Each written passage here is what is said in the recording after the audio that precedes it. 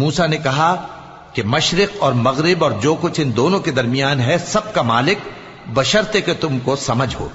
फिरौन ने कहा कि अगर तुमने मेरे सिवा किसी और को माबूद बनाया तो मैं तुम्हें कैद कर दूंगा। मूसा ने कहा, खा मैं आपके पास रोशन चीज लाऊं यानी मोजेजा। फिरौन ने कहा, अगर सच्चे हो तो उसे लाओ, दिखाओ। बस उन्होंने अपनी लाठी डाल दी तो वो उसी वक्त साफ अजदहा बन गई, और अपना हाथ जो निकाला तो उसी दम देखने वालों के लिए सफेद बुराक नजर आने लगा।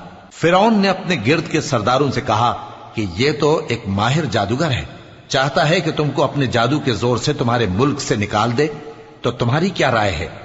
उन्होंने कहा कि इसको और इसके भाई को कुछ मोहलत दीजिए और शहरों में नकीब भेज दीजिए